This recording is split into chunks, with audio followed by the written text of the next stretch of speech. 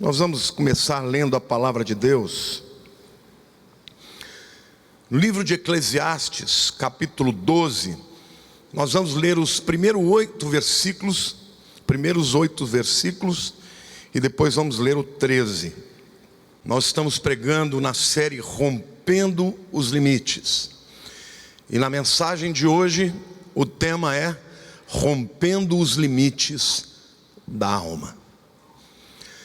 Lembra-te do teu Criador nos dias da tua mocidade, antes que venham os maus dias e cheguem os anos dos quais dirás: não tenho neles prazer. Antes que escureçam o sol, a lua, as estrelas do esplendor da tua vida, e tornem a vir as nuvens depois do aguaceiro.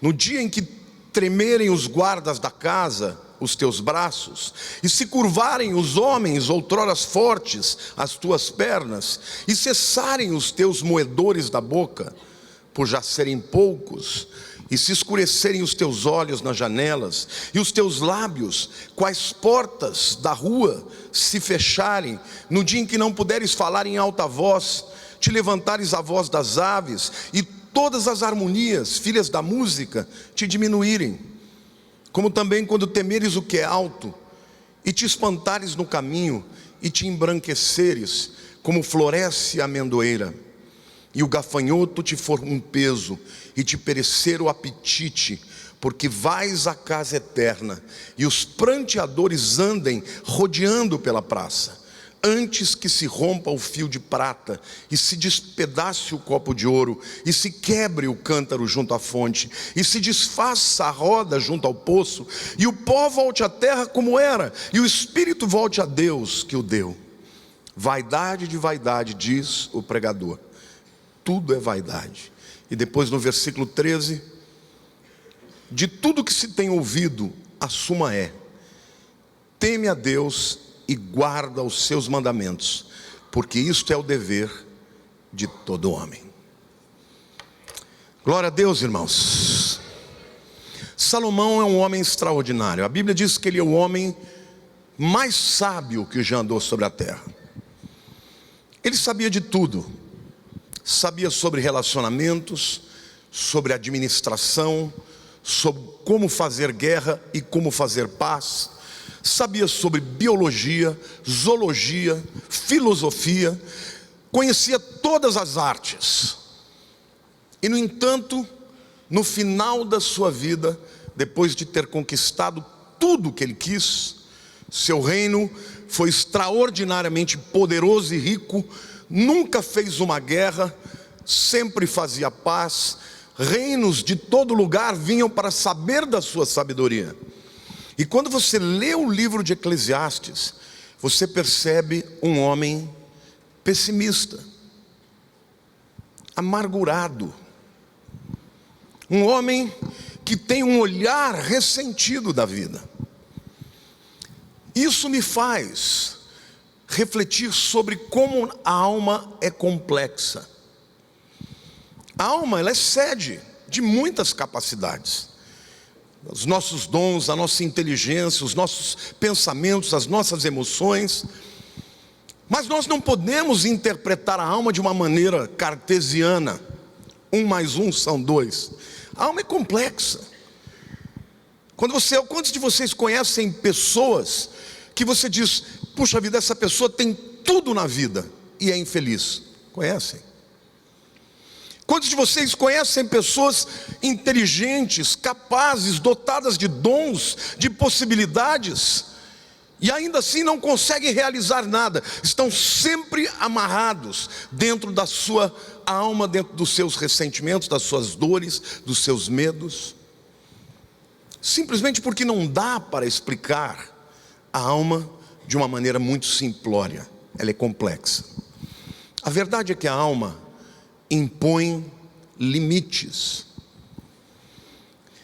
Existem limites que nos são impostos pela vida, pela sociedade, pelos fatores externos. Estes nós temos que lutar contra eles. Mas os limites da nossa alma, somente nós podemos decidir rompê-los, para que Deus possa efetivamente nos levar a exercer tudo quanto Ele programou para nós nessa vida. Amém? Quantos aqui querem ser deslimitados na sua alma? Se você se encontra, meu querido, diante dessa situação, eu quero te dizer que isto é natural, isto pode acontecer, ninguém está isento. O próprio rei Salomão, um homem tão sábio, quando você lê o livro inteiro, você percebe que ele está fazendo uma meia-culpa, ele está refletindo sobre a vida dele, porque durante muito tempo Salomão se desviou da vontade de Deus, não andou de maneira correta, não fez o que ele sabia ser a verdade, e por causa disso, no final da sua vida, ele tem um arrependimento, mas faz uma reflexão das consequências que existem e acontecem na vida de quem não anda na vontade de Deus. Por isso que o seu conselho começa dizendo: lembra do teu Criador no dia da tua mocidade, antes que venham os maus dias e cheguem os anos dos quais dirás, não tenho neles prazer. E ele termina o capítulo dizendo, aliás, o livro, de tudo que se tem ouvido, a suma é, inclusive daquilo que ele escreveu no livro: teme a Deus e guarda os seus mandamentos, porque isto é o dever de todo homem. Hoje eu quero falar de 2 limites da alma que precisam ser rompidos por todos nós. Há muitos outros, mas eu quero citar esses 2, porque na minha opinião, isto não é um problema pontual, é quase como uma pandemia. É quase como uma resposta da sociedade, uma atitude da sociedade. Aqui tem um olhar sociológico. Não importa o continente que as pessoas vivam, não importa a classe social, não importa se elas são crentes ou não. Nós temos vivido num mundo com estes 2 limites, ou 2 limitantes da alma, e nós podemos rompê-los em nome de Jesus. Amém? O primeiro limite da alma é o ressentimento. Nós vivemos numa sociedade ressentida. Vocês sentem isso? As pessoas estão se matando, irmãos, por tudo. As pessoas se matam por religião, sim ou não? Ora, religião é aquilo que deve ligar o homem a Deus, ligar o homem ao seu semelhante. No entanto, as pessoas estão se matando por religião. Quando você vai para o Oriente Médio, você vê agora, muçulmanos estão matando muçulmanos. Muçulmanos matam cristãos, judeus e muçulmanos se odeiam, muçulmanos e cristãos se odeiam. É um ressentimento, uma vontade de matar só porque alguém crê diferente da gente. Aí você vai dizer, mas pastor, isso não tem a ver com a nossa realidade. Como não?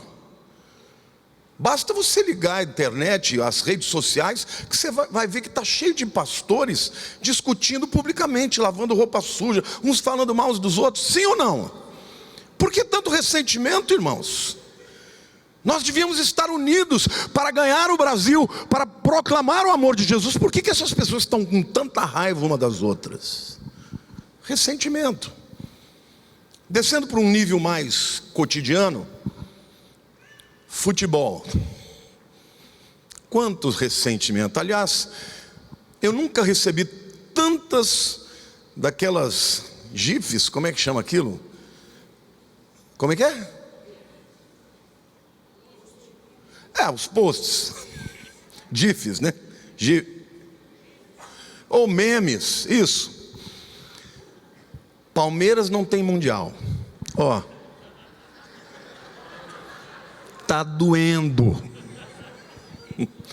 Não só tem, como é o primeiro a ter. Primeiro mundial que foi disputado em 51, nós ganhamos.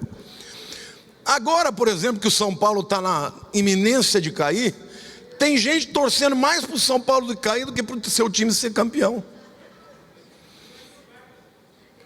Mas não cai, né? Sabe o que é isso? Dor de cotovelo. Ressentimento. As pessoas estão ressentidas, gente. Em todas as áreas, você percebe. As pessoas ficam ressentidas porque o outro ganha mais, porque o outro brilha mais, porque as portas se abriram. E aí as pessoas ficam impedidas de progredir. No âmbito político, por exemplo, eu vou falar uma coisa para você. Chegou uma hora que eu não aguentei mais ver discussão entre crentes pelo PT ou contra o PT. Na época do impeachment da Dilma, se alguém te perguntasse, você é a favor? Você dissesse contra, então você é dos petralhas. Se você dissesse que você é a favor, então você é dos coxinhas. O que é mais importante, as nossas diferenças ideológicas ou a nossa unidade em Cristo Jesus? Não é a sua visão política que vai te levar para o céu. O que vai levar você para o céu é o sangue de Jesus. Então não vejo sentido da igreja se dividir por causa de política. Mas tudo isso, na verdade, é só uma forma de expressar o ressentimento dessa sociedade. Mas o que está por detrás do ressentimento? Alguém já disse que o ressentimento é filho da inveja. Se você está ressentido com alguém, porque você tem uma invejazinha dela por alguma razão. Aliás, na literatura há um termo que é chamado de complexo de Salieri. Quantos já ouviram falar sobre isso? Pois é, Salieri. Quantos assistiram o filme Amadeus, que conta a história do Mozart? Se não assistiram, assista, é um filme muito lindo. Na verdade, Mozart era um gênio, irmãos. É um indivíduo que nasceu para ser único entre os séculos. Ele só está ladeado por Beethoven, Bach, Chopin e outros. Mas ele era um gênio. E esse Salieri era um músico, um compositor muito bom tecnicamente, esforçado, mas teve o azar de nascer na mesma geração que o Mozart. E ele foi ficando ressentido com Deus e com Mozart. E é interessante porque no final do filme ele fala para Deus assim: olha Deus, eu sou um homem que ando direito, sou reto, Mozart é um bêbado, mulherengo, não é justo o Senhor ter dado todo esse dom para ele e não para mim. E sabe o que é pior, Deus?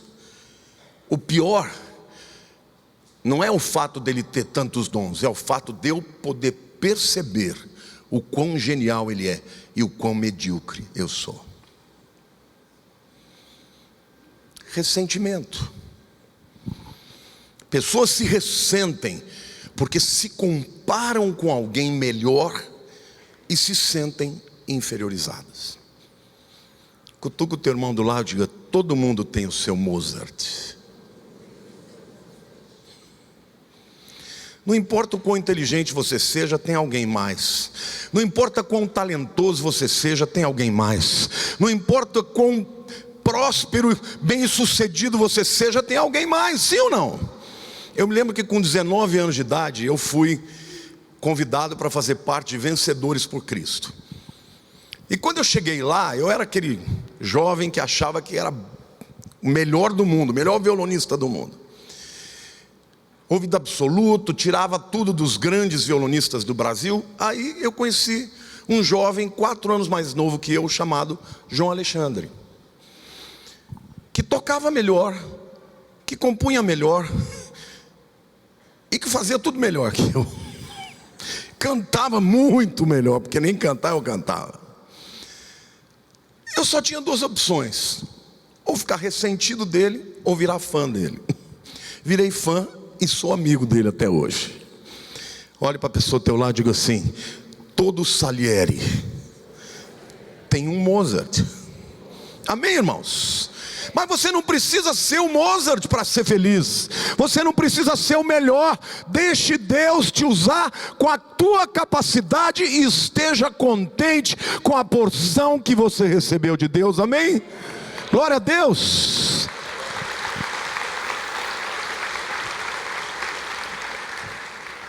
Eu imagino os jovens que jogam com o Neymar, os marcadores dele, os companheiros dele devem falar: mas que camarada folgado, tudo é um gênio. Mas não se esqueçam, Neymar tem o Messi. E não se esqueça, o Messi tem o Maradona, porque o Messi nunca ganhou uma Copa do Mundo. O Maradona ganhou uma Copa do Mundo sozinho. Mas o Maradona tem o Pelé, que ganhou 3. E o Pelé tem Jesus. Se Jesus tivesse jogado bola, ia jogar muito mais do que o Maradona. Mas a verdade é que a gente não pode viver com ressentimento. Querido, se você é uma pessoa que tem ressentimento no coração, e é fácil ver. Quando você vê aquela pessoa que você admira e você fica com inveja. Alguém já disse que a inveja é a melhor forma de admiração. Não. Você pode ser inspirado pela pessoa, pode ser desafiado por ela, mas a inveja deseja que aquele que tem o que você não tem, deixe de ter. Porque se você estiver simplesmente desejando alcançar um patamar parecido, isso é positivo, porque você vai lutar por isso. Mas se você deseja que aquele que tem não tenha, então é ressentimento. Então, para os corintianos e os são paulinos, fiquem felizes. Vocês têm os seus títulos, mas nós temos o nosso também. Não vi nenhum amém aí. Sabe, gente, aquilo que nos une tem que ser mais forte do que aquilo que nos separa. Nós precisamos deixar esse espírito de ressentimento que domina a sociedade do século 21. Mas há um segundo limitante da alma que eu quero falar para vocês, que é o medo. Aliás, nós vivemos numa época de medos contemporâneos. Há muitos medos que dominam o coração das pessoas. Em Eclesiastes capítulo 12, versículo 1, o texto diz assim: lembra-te do teu Criador nos dias da tua mocidade, antes que venham os maus dias, e cheguem os anos dos quais dirás, não tenho neles prazer. Salomão literalmente está com medo do futuro. Agora, quando você vê Davi, o pai dele, falando sobre o seu futuro, ele diz: eu nunca vi o justo mendigar o pão. Ele não tem medo do futuro. Ele olha para o futuro e diz: certamente eu habitarei na casa do Senhor por longos dias, ou eternamente. Por quê? Porque Davi viveu a sua vida, apesar dos seus problemas e das quedas que ele teve, mas ele nunca se desviou de Deus. E por causa disso, a visão dele em relação ao futuro era uma visão positiva. Salomão, com toda a sua sabedoria, está dizendo: olha, melhor você buscar Deus enquanto é jovem, porque o futuro é sombrio, é ruim, dá medo, os dias são maus, você vai perder a alegria, a sua glória vai fenecer. Há um livro chamado Frankenstein, de Mary Shelley, que expressa bem este medo do futuro, do ponto de vista filosófico, que foi encontrado de uma forma muito forte no movimento romântico do século XIX. Quando ela fala, ela tinha 19 anos de idade quando ela escreveu esse livro, e então todos já viram algum filme do Frankenstein, aquele monstro que é construído, né? Um ser horrendo, mas na verdade ele representa não o ser em si, mas o temor que o homem do romantismo tinha do futuro. Porque naquela época a ciência estava descobrindo uma série de coisas novas, que estavam rompendo limites da ética, da moral, e as pessoas estavam atemorizadas, dizendo: como vai ser o futuro? Então o homem romântico olha para a Idade Média e idealiza a Idade Média como se fosse o melhor tempo de se viver. Deixa eu dizer uma coisa para você. Tem muita gente saudosista assim: ah, no meu tempo. Querido, teu tempo já passou, o seu tempo é agora. Amém? Olhe para a pessoa do teu lado e diga assim: aprenda a viver agora. Querido, o que passou, passou, não volta mais. A água que passou do rio não vai voltar mais, porque essa já foi embora. Então não adianta olharmos para o passado e temermos o futuro e olharmos para o passado e dizer: eu quero voltar a ser. Não, você não vai voltar a ser. O que você tem que fazer é não temer o futuro. Por isso, a lição que Salomão dá: lembra-te do Criador nos dias da mocidade. Porque toda vez que alguém se lembra de Deus, muda as perspectivas do presente, do passado, do futuro, das circunstâncias, do que nós vemos, do que não vemos, porque quem tem um relacionamento com Deus está seguro. Amém? O segundo medo que a gente vê nesse texto é o medo da morte. E os versículos 2 a 7, ele fala da morte e o que leva à morte, que é o processo de envelhecimento. Quantos aqui já estão sentindo o envelhecimento na sua vida?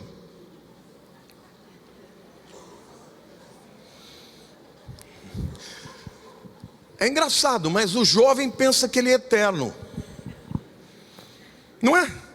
O jovem tem essa sensação. Eu me lembro que quando eu tinha 20 anos, eu falava, puxa vida, já vivi tanto, né?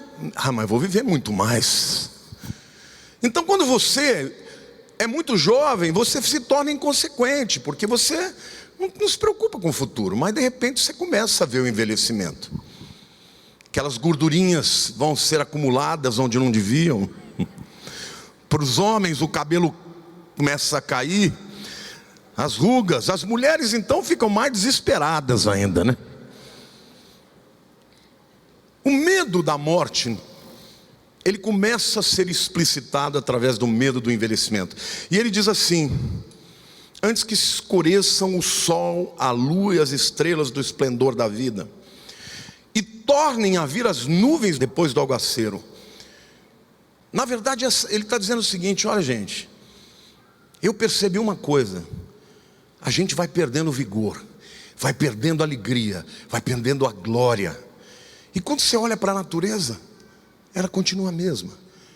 Depois que veio a chuva, o aguaceiro, forma nuvem de novo, e vai chover de novo, e vai formar mais nuvem, e a gente envelhece, e a natureza permanece. Quando a gente começa a envelhecer, a gente começa a ter a noção da nossa finitude. E Salomão está ressentido por isso.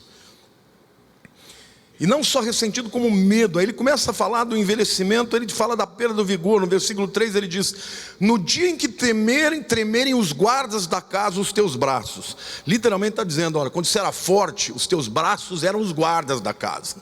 Se alguém rompesse ali, você dava conta com ele. E depois ele diz assim: e se curvarem os homens outrora fortes, as tuas pernas. Ou seja, aqui ele está fazendo literalmente uma comparação. Um homem forte se curva por causa das suas pernas. Ou um homem forte é forte na medida da força das suas pernas.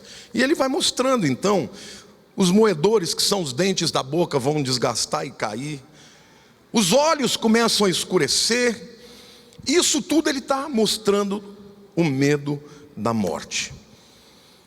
Mário Quintana, um poeta extraordinário, ele escreveu um poema muito bonito a respeito da morte, bem curtinho, que diz assim: um dia pronto, me acabo, seja o que tem de ser, morrer que me importa, o diabo é deixar de viver. Ele não tem medo da morte, vai acontecer, o que eu não quero é deixar de viver. Chico Anísio falava isso também. Eu não tenho medo de morrer, poxa, mas está tão bom aqui. Mas sabe gente, quem se lembra do Criador não tem essa perspectiva. Porque quem se lembra do Criador sabe que ainda que sejamos mortais, Ele é eterno. Amém? A morte não é o fim, queridos. A morte é só uma porta para uma outra dimensão eterna, onde nós seremos mais vivos do que nunca. Amém, igreja? Então não temos que ter medo de morrer, porque quem tem medo de morrer, deixa de viver. Tem gente que não faz nada porque tem medo de morrer. É melhor morrer vivendo do que viver morto. Não tenha medo da morte. Nós vencemos o medo da morte também com uma vida significativa. Diga assim: eu não sou imortal, mas eu posso ser eterno. Sim ou não? especialmente para a vida daquelas pessoas que nós amamos, as pessoas que nós marcamos. No epitáfio do Mário Quintana, na lápide do seu túmulo, está escrito assim, ele escreveu e disse: eu quero que vocês ponham isso quando eu morrer. Está escrito assim: não estou aqui. Genial, né? Ele sempre foi muito genial. Não estou aqui por quê? Eu fiquei pensando, por que será que ele queria dizer? Aí eu comecei a pensar as possibilidades. Talvez não estou aqui porque a alma é eterna. Sim ou não? Quantos aqui creem que na vida eterna? Então esse epitáfio poderia ser no seu túmulo. Não estou aqui porque o que sobrou aqui não sou eu. O meu eu já está na presença do Criador. Ou ele pode estar pensando: eu não estou aqui porque eu estou no coração das pessoas que me amaram e as quais amei. E estamos ou não estamos? Olha, minha mãe morreu há 15 anos atrás. Todos os dias eu lembro dela várias vezes. Todos os dias. Domingo então, toda vez que eu saía do culto, eu entrava no carro e ligava para minha mãe: mãe, o que a senhora achou da pregação? Muitas vezes eu saio daqui, eu passo a mão no celular e sinto a compulsão de ligar para ela. Aí eu penso: não dá mais. Mas ela continua viva em mim. Eu quero dizer para você, querido, ao invés de você perder seu tempo com ressentimento, ferindo pessoas, ame as pessoas, seja bênção na vida das pessoas, faça amizade com as pessoas, seja bondoso, porque você vai marcar a vida delas, e não tem nada que agrada mais ao ser humano do que sermos bênçãos. A Bíblia diz que mais bem-aventurado é o que dá do que o recebe. Então quando você marca as pessoas com uma vida significativa, você não tem medo de morrer. Eu não estou aqui, não tenho que temer a morte, porque eu também estarei nas minhas obras. Deus me deu a honra e a oportunidade de ser o fundador dessa igreja com a minha esposa. Muitos outros vieram depois e foram acrescentando os seus dons, do seu talento. E todos nós que estamos aqui vamos passar um dia. Vai chegar o tempo em que eu vou estar sentado aqui ouvindo os filhos dos pastores pregando. E vai chegar um dia, se Jesus não voltar logo, que nós iremos para a eternidade. Mas a igreja Palavra Viva continuará. Mas eu tenho certeza que onde houver algo da Palavra Viva, alguns se lembrarão de mim. Então, queridos, nós não precisamos temer a morte, sempre que vivemos uma vida significativa. Mas o terceiro medo, que é muito comum também, é o medo das pessoas não terem significado. Qual o sentido da vida? Você já fez alguma pergunta assim: por que eu existo? Você já fez essa pergunta? Para que eu existo? Se eu não existisse, será que alguém sentiria falta? A Lília, minha esposa, todo dia ela me pergunta: você me ama? Eu falo: mais do que qualquer outra pessoa na vida. Ela fala: mas ama mesmo? E às vezes eu fico curioso de saber por que ela faz tanta questão, né, de que eu diga isso para ela todos os dias. Eu digo com maior alegria. Adoro fazer declaração de amor. Mas por que as pessoas têm tanto medo de não ter importância e significado? Primeiro, pelo fato de vivermos numa sociedade injusta. Nessa sociedade, irmãos, as pessoas são valorizadas pela beleza, pelo dinheiro. Então, se você não for a pessoa mais bonita do mundo, você se acha feia. Queridos, nem todo mundo é uma Gisele Bündchen. E nem todo mundo tem o dinheiro que ela tem para gastar, para continuar magra e bonita. E você não tem que ser uma Gisele Bündchen, amém ou não? Você não tem que ser um Brad Pitt, você não tem que ser um Lamartine Pozero, estou brincando. Isso é uma brincadeira mesmo, né? Mas a verdade é que essa sociedade gera muita insegurança. A gente está sempre inseguro, né? Olha para o outro, prosperou mais, conquistou mais, fez coisas além de nós, e a gente olha às vezes para nós e fala: puxa vida, minha vida é insignificante.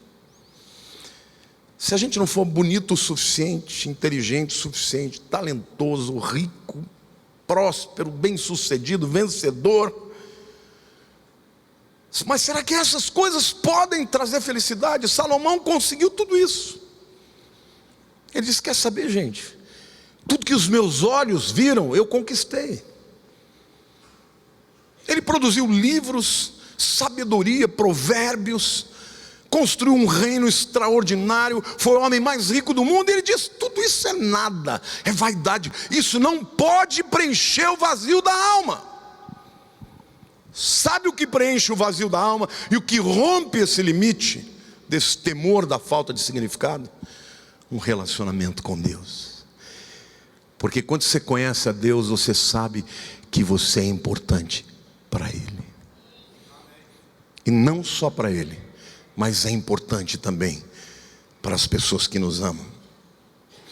Há uma segunda razão que nos leva a ter um medo da falta de significado, que é o fato de que as coisas da vida passam muito rapidamente. Você tem essa sensação de que está passando rápido? Quantos têm essa sensação? O Cortella, o filósofo Cortella, disse que estava dando aula numa classe de primeiro-anistas na faculdade, e ele disse o seguinte: escuta, quantos de vocês conhecem os Mamonas Assassinas? Aliás, eu quero perguntar, quantos aqui não conhecem os Mamonas Assassinas? Fica de pé, por favor.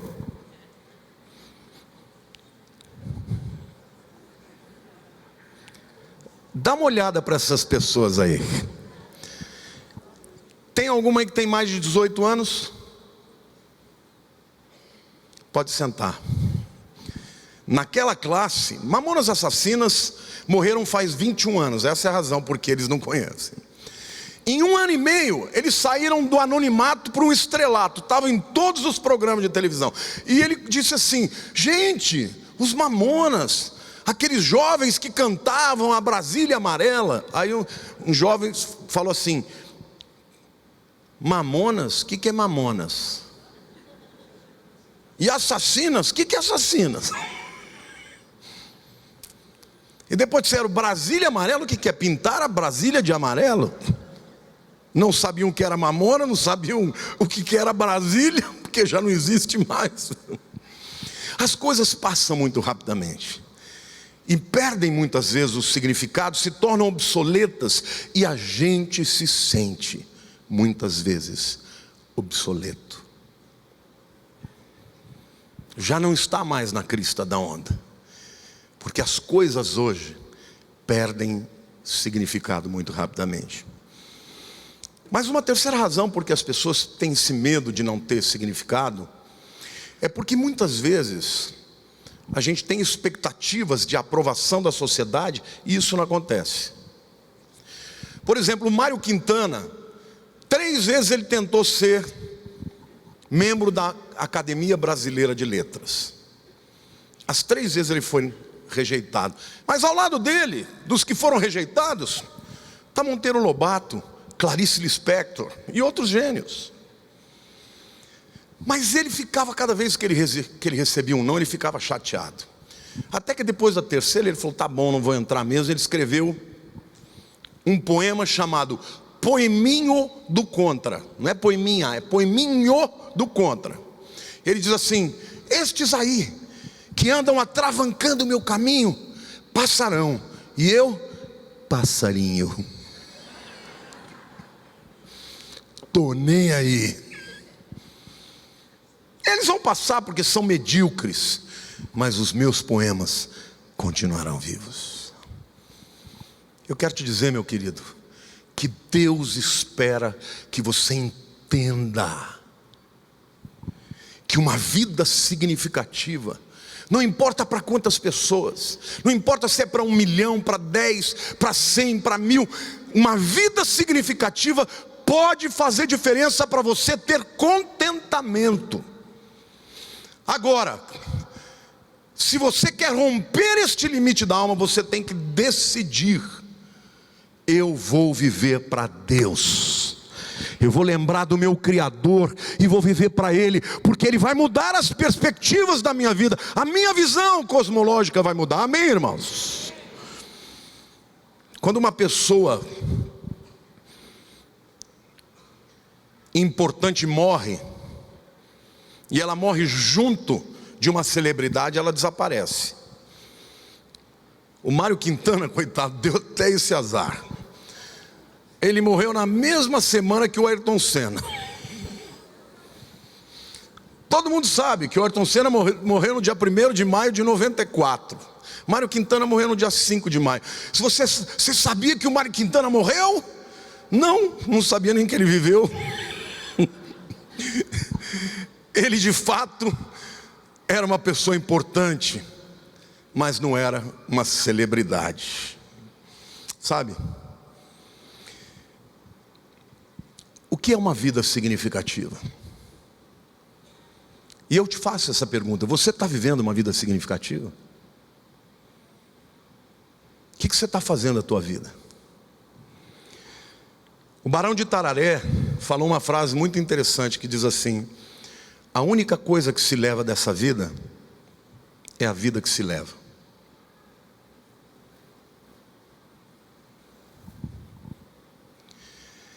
O que você está fazendo da sua vida? Não é o que você vai construir, não é aquilo que você passa para os outros, mas aquilo que você constrói no seu coração e nos relacionamentos verdadeiros que você cria. É isso que torna a vida significativa. Eu creio que eu tenho significado para muitos na igreja, mas eu sei que para minha mulher, para minha filha, para o meu genro, para o meu netinho, eu sou mais importante. Então eu quero te dizer, querido, você pode ter uma vida significativa se você investir nos relacionamentos, se você tiver um relacionamento com o seu Criador, porque Ele te dará significado, Ele te dará motivação, Ele revelará para você a realidade, e você jamais terá medo, nem do futuro, nem da morte, nem do envelhecimento, e nem da perda de significado. Mas o texto ainda mostra um outro medo, ligado ao envelhecimento, que é o medo da solidão. O versículo 4 diz assim: e os teus lábios, quais portas da rua, se fecharem, no dia em que não puderes falar em alta voz, te levantares a voz das aves, e todas as harmonias, filhas da música, te diminuírem. Primeiro ele fala de algo natural que acontece com a pessoa mais velha.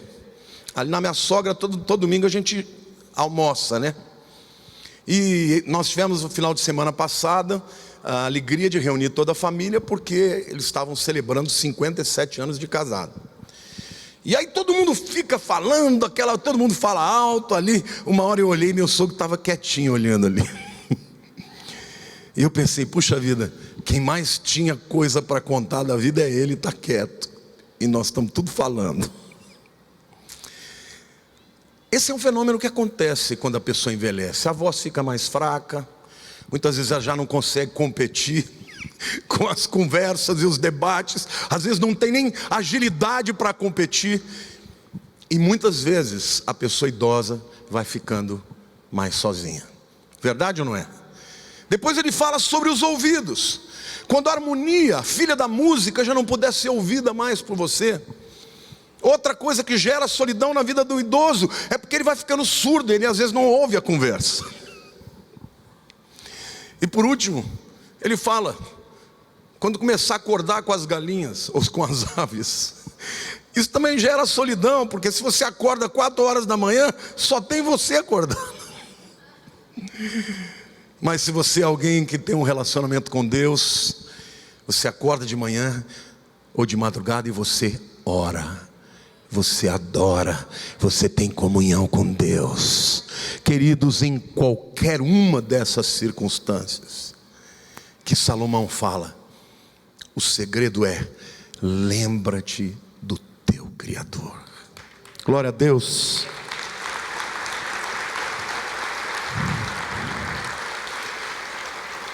Eu quero terminar a minha palavra dizendo que a nossa vida é significativa, porque ainda que sejamos mortais, podemos ser eternos.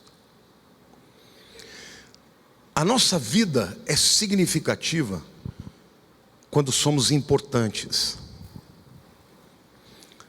E não confunda importantes com famosos, porque tem muita gente importante que não é famosa, e tem muita gente famosa que não é nada importante. Pessoa que estourou na mídia por causa do Big Brother. Qual é a importância de uma pessoa dessa? Você é importante quando você é importado. Importado para dentro de alguém, do coração de alguém, das memórias de alguém, das lembranças de alguém, dos afetos de alguém. Amém, irmãos? Então, igreja, nós temos a solução nesta sociedade sociologicamente falando ressentida. Nós, mais do que ninguém, temos a resposta. Porque nós temos os nossos ajuntamentos, e nos nossos ajuntamentos nós nos amamos, temos comunhão, temos companhia, e sobretudo temos a nossa fé avivada em Deus, porque somos instruídos a viver para Ele. E por isso que eu quero citar aqui um axioma, uma frase muito importante falada por um rabino judeu chamado, rabino judeu é óbvio, né? É uma redundância, por um rabino chamado Hiller, que é uma frase que tem 3 partes diferentes. Ele diz assim: se eu não for por mim, quem o será? Mas se eu for só por mim, o que eu serei? Se não for agora, quando? Eu vou repetir, diga assim: se eu não for por mim, quem o será? Mas se eu for só por mim, que serei eu? Se não for agora, quando? E essa é a palavra que eu quero dizer para você. Ao invés de viver com ressentimentos, que te destrói, que te manieta, que te amordaça, que te leva para o encolhimento, para o retrocesso, escolha viver uma vida significativa, primeiro num relacionamento saudável, sadio com Deus, de obediência, de fé, de entrega, de convicção de que se andarmos na vontade dEle, Ele é fiel para cuidar de nós em todas as circunstâncias. Se não queremos ser banais, não precisamos. Torne-se importante para alguém. Faça diferença na vida de alguém. Os versículos 13 e 14 fecham o livro, dizendo: de tudo que se tem ouvido, assuma, ou seja, de tudo que eu falei aqui, o mais importante é: teme a Deus e guarda os seus mandamentos. E aqui eu quero te dizer, se tem um limite que você não pode romper, é o limite da obediência. Somos efêmeros, vamos passar, mas tudo que fizemos para Deus aqui, em obediência à sua palavra, isto será eterno. A Bíblia diz que há um livro de memórias, Sefer Zicharon, um livro de memórias, onde tudo que nós fazemos para Deus está escrito. Como romper os limites da alma? Não andando pela alma, não por sentimentos, mas andando dentro de um relacionamento com Deus, o nosso Criador. Ele te criou como ser único nesta vida, e se Ele te criou como ser único, você tem importância, e Ele tem um chamado, e Ele tem um propósito. E quando nós passarmos dessa vida, outros virão, mas jamais o nosso nome será esquecido no céu. Aliás, cada um terá um nome único. Na terra você tem Charás, no céu você será único. Glória a Deus. Você pode aplaudir o Senhor? Feche os seus olhos.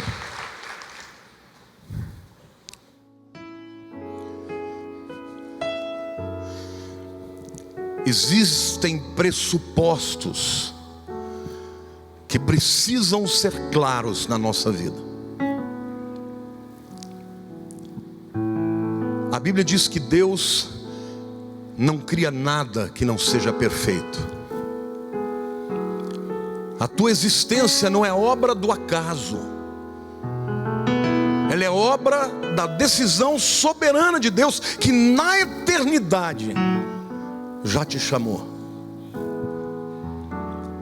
Então você não pode deixar que esta vida tão significativa seja uma vida que não mude, que não impacte, que não influencie, que não inspire a vida daqueles que estão ao seu redor. Se você for uma pessoa de fé, uma pessoa de gratidão a Deus, e se você andar na vontade de Deus e nos seus caminhos, a Bíblia diz: bem-aventurado o homem que anda nos seus caminhos. Bem-aventurado, feliz. O que te dará felicidade e plenitude não é o dinheiro, não é o sucesso, não são as conquistas financeiras, não será o aplauso dos homens, mas a convicção lá no interior de que você está vivendo para a honra e glória de Deus. Amém? Então levante a mão para o céu. Senhor, estamos todos com mãos levantadas, em reconhecimento e rendição da nossa vida ao Senhor. Ajuda-nos, Pai, a andar nos teus caminhos, a viver para ti e contigo, para que a nossa vida faça diferença todos os dias que o Senhor nos acrescentar aqui na terra. Eu oro, Pai, pelas famílias, pelos indivíduos, pelos dons, pelo trabalho do teu povo, da tua igreja. Eu oro para que o amor aumente.